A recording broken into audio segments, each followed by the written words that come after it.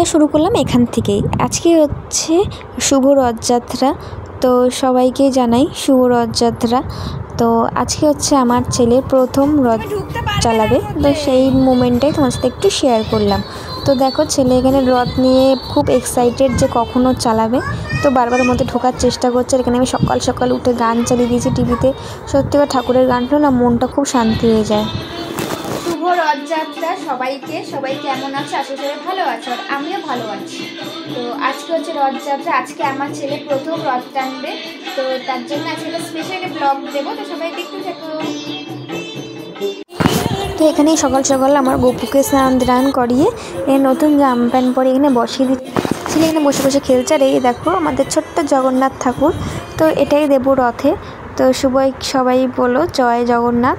আর এখানে দেখো আমার ঘরের কি অবস্থা, খেলনা দিয়ে খেলতে দিয়েছি, সব খেলনা বার করে দিয়ে ও নিজেই ঝুড়ির মধ্যে উঠে বসে আছে। আর এই যে পাতা, আর এই যে রথটা কেমন হয়েছে অবশ্যই জানিও। ছোটো মানুষ তাই একতলা রথ, যদি বড় হতো তাহলে 2-3 তলা দিতাম, সামলাতে পারতো। আর হ্যাঁ, আমার ছেলেকে এই রথটা কিন্তু দিয়েছে ওর মামার বাড়ির থেকে।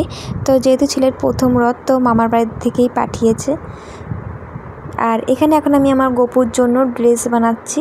ও বিকেলে যেই ড্রেসটা পরবে তাই জন্য ড্রেস বানাচ্ছি।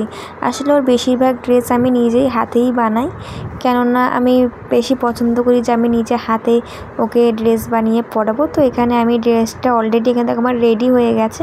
তো এখানে জাস্ট আমি দড়িগুলো লাগাচ্ছি, রেডি হয়ে গেছে। খুব সিম্পলি বানাই আমি ড্রেসগুলো, বেশি গিজিমিজি করি না। আর এখানে দেখো দড়ি, ফুল ফল, মিষ্টি ফিষ্টি, পাতা সব নিয়ে বসে পড়েছে। এখন রথ থেকে সাজানো হবে। তো দেখতেই পাচ্ছ সব কিছু গোছানো হয়ে গেছে। তো এখন ওর বাবাকে ডাকবো, ওর বাবা ঘুমাচ্ছে। তো ওর বাবা দেখো উঠে গেছে, উঠে গিয়ে এখন সব এগুলো পাতাগুলো আটকে দিচ্ছে, কেননা আমি তো একা পারছিলাম না। তো বাবা গুছিয়ে দিচ্ছিল আর আমি হেল্প করছিলাম। তো ছেলে তো খুবই এক্সাইটেড ছিল যে রথটাকে নিয়ে, ওর খুব আনন্দ ছিল। সেগুলো ক্যামেরায় আর ফোকাস করা হয়নি। তো দেখতেই পাচ্ছ এখন দুজন মিলে এখানে আমরা রথ নিয়ে আটকাটকি করছি, আর ও ক্যামেরাম্যান হয়েছিল। মানে ও আমাকে দেখে না ও নিজেও শিখে গেছে। দেখতে পাচ্ছ কত সুন্দর করে ও বলছে।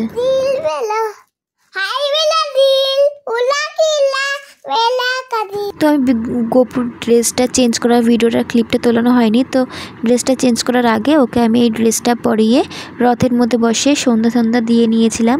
তারপরে ওকে বের করেছিলাম রাস্তায়, কেননা পোশাক যদি পড়ে যায় উল্টিয়ে, তাই জন্য। আর দেখতে পাচ্ছ ছেলে গাড়িটাকে নিয়ে কত সুন্দর করে হেঁটে চলে যাচ্ছে, কত স্পিড। সত্যি কথা খুব মজা করেছে সেই দিনকারে। তো এখন যাচ্ছি আমরা ওর মামার বাড়ি, যেহেতু মামার বাড়িতে মানে মাসির বাড়ি যেহেতু নেই, সেই জন্য যাচ্ছি মামার বাড়ি। ওটাই এখন ওর মাসির বাড়ি। তো এখন প্রায় মাসির বাড়ির সামনে নিচে দাঁড়িয়ে আছি, সবার সাথে কথাবার্তা বলছিলাম। তো এখন যাব উপরে। তো উপরে গিয়ে পাঁপড় টাপড় ভাজা করবে মা, সেগুলো খাবো।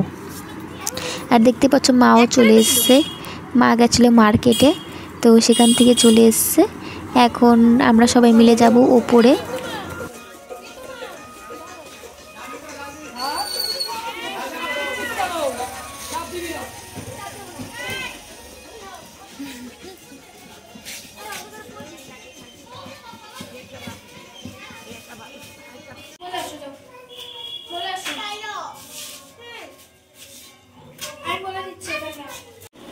তো এখন চলে এসেছি ঘরে, রথ থেকে রেখে দিয়েছে। আর এখন আমার ছেলে হাজব্যান্ড সবাই মিলে বসে পড়েছে লাইন দিয়ে যে যার সিটে। আর দেখতে পাচ্ছ আজকে আমার এই লুকটা কেমন লাগলো অবশ্যই জানিও। আমি তেমনভাবে শাড়ি পরি না, মাঝে মাঝে অকেশনে একটু শাড়ি পরি। তো কেমন লাগছে অবশ্যই জানিও। এখন বানাবো সাবুর পাঁপড় ভাজা। রথের সময় সাবুর পাঁপড় খেতেই ভালো লাগে, মশলা পাঁপড় অত ভালো লাগে না আমার, আমিও খাইও না। আর আমি সাবুর পাঁপড় খেতে বেশি ভালোবাসি।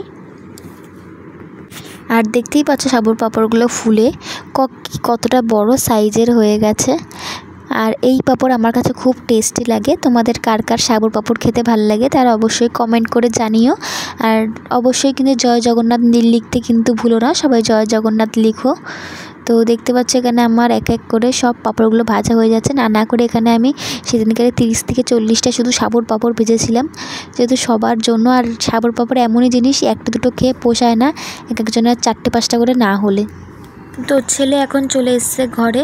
তো ও খুব আনন্দ পেয়েছে আজকের দিনটা। এখনও নাচানাচি করছে, ঘরের মধ্যে আনন্দ করছে। তো কেমন লাগলো অবশ্যই জানিও। আর সবাইকে জয় জগন্নাথ, শুভ রথযাত্রা। বাই বাই সবাইকে, লাইক সাবস্ক্রাইব করে দিও।